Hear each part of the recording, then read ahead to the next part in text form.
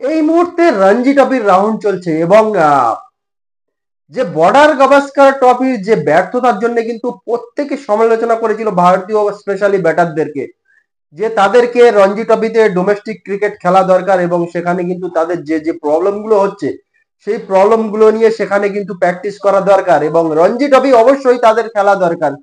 Specially Rohit Sharma, Virat Kohli, মানে প্রত্যেকটা ব্যাটারকে খেলা দরকার বলে সুনীল গাভাস্কার থেকে মানে প্রত্যেকটা সিনিয়র যারা ভারতীয় ক্রিকেটের লেজেন্ড ছিল সবাই কিন্তু বলেছিল। তারপরে আমরা দেখেছি যে রঞ্জি ট্রফির রাউন্ড শুরু হয়েছিল সেই 23শে জানুয়ারি থেকে, সেখানে কিন্তু আমরা দেখেছিলাম যে রোহিত শর্মা, ঋষভ পান্ট, যশস্বী জয়সওয়াল এবং শুভমন গিল এরা চারজনে কিন্তু নাম লিখিয়েছিল এবং রঞ্জি ট্রফিতে খেলার জন্য।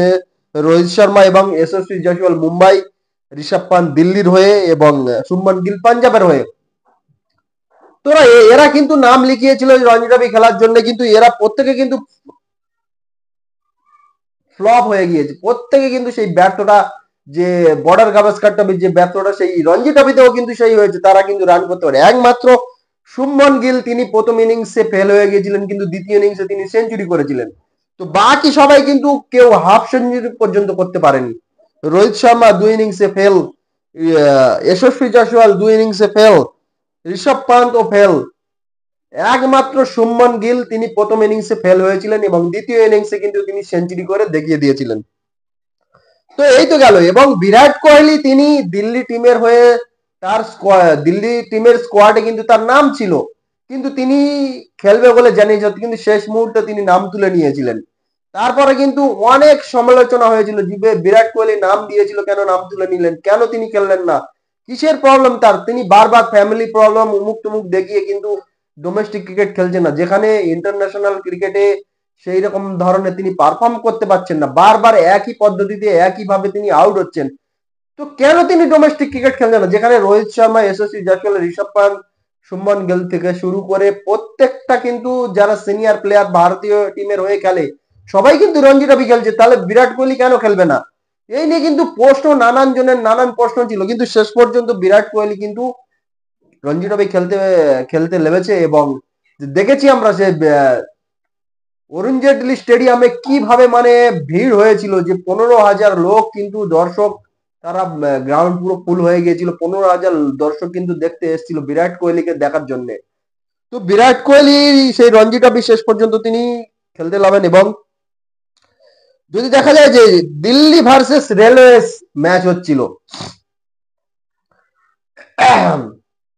সেখানে কিন্তু রেলওয়েস প্রথম ব্যাটিং করেছিল এবং দ্বিতীয় ব্যাটিং ছিল দিল্লি। সেখানে বিরাট কোহলি মাত্র 6 রান করে কিন্তু তিনি বোল্ড আউট হয়ে যান।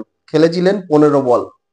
তো এখানেও কিন্তু বিরাট কোহলি ফেল হয়ে গিয়েছে, যে ডোমেস্টিক ক্রিকেটেও কিন্তু তিনি ফেল, মাত্র 6 রান করতে পেরেছেন। এবং দিল্লি কিন্তু এই ম্যাচ জিতে গেছে ইনিংস, এবং তারপরে আর দিল্লির আর অন্যান্য প্লেয়ার যারা ছিল তারা ভালোই রান করেছিল, তো যার ফলে দিল্লি এই ম্যাচ জিতে যায়।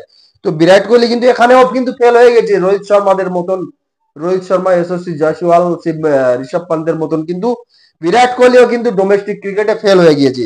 অন্যদিকে যদি দেখা যায় কর্ণাটক ভার্সেস হরিয়ানা, এখানেও কিন্তু ম্যাচ হচ্ছে, এখানে কে কে খেলছে না, রাহুল এখানে কিন্তু কর্ণাটকের হয়ে খেলছে। তিনিও কিন্তু ফ্লপ হয়ে গিয়েছেন, তিনি প্রথম ইনিংসে 26 রান, দ্বিতীয় ইনিংসে 43 রান করেছেন। তো এখানেও কিন্তু তার ব্যাট থেকে হাফ সেঞ্চুরি, সেঞ্চুরি তো দূরের কথা, হাফ সেঞ্চুরি পর্যন্ত আসেনি। তো এখানে রাহুলও কিন্তু ফ্লপ।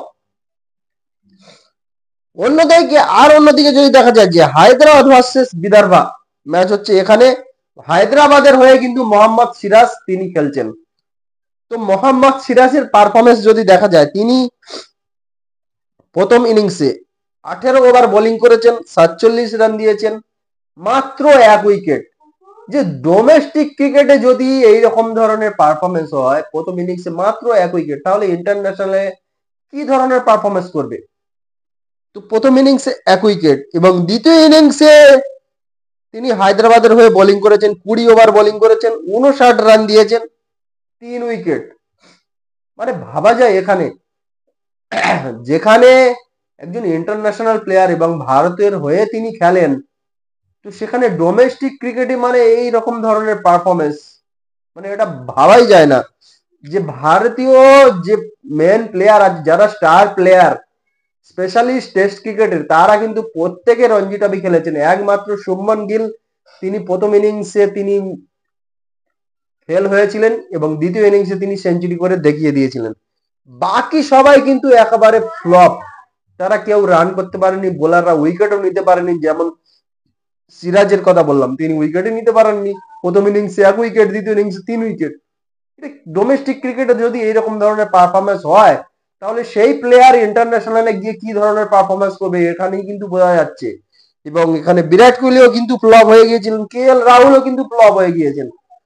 তো এদের পারফরমেন্স ডোমেস্টিক ক্রিকেটে এইরকম ধরনের পারফরমেন্স করলে তারা ইন্টারন্যাশনালে গিয়ে তাহলে কি ধরনের পারফরমেন্স করবে এখানেই কিন্তু বোঝা যাচ্ছে। তো এদের কিন্তু এখনো ডোমেস্টিক ক্রিকেট এখনো অনেক খেলা বাকি আছে, অনেক খেলতে হবে। খেলে কোথায় কোথায় প্রবলেম আছে সেইগুলো কিন্তু ঠিক করতে হবে। ঠিক না করতে পারলে কিন্তু ভারতীয় টিম কিন্তু এইভাবে কিন্তু স্ট্রাগল করবে, আর এইভাবে কিন্তু একটার পরে একটা সিরিজ হারতে থাকবে। স্পেশালি টেস্ট ক্রিকেটের কথা বলছি, যে টেস্ট ক্রিকেটে কিন্তু এইরকম ধরনের পারফরমেন্স কিন্তু হতেই থাকবে। যদি ব্যাটাররা যদি পারফরমেন্স করতে না পারে, তারা ডোমেস্টিক ক্রিকেটে যদি এইরকম ধরনের ফ্লপ হয়ে যাচ্ছে, রান করতে পারছেন না, তাহলে ইন্টারন্যাশনালে গিয়ে তারা কি ধরনের রান করবে। তো তাদের তাদের উচিত যে ডোমেস্টিক ক্রিকেটে আরো ভালো করে খেলা, এবং যেটাই যেটাই তাদের প্রবলেম হচ্ছে সেখানে গিয়ে তারা সেইগুলো ঠিক করুক, করে ফের আবার মানে স্ট্রংলি কামব্যাক করুক, করে কিন্তু দেখিয়ে দিক যে না, আমরা এখনো কিন্তু বেঁচে আছি।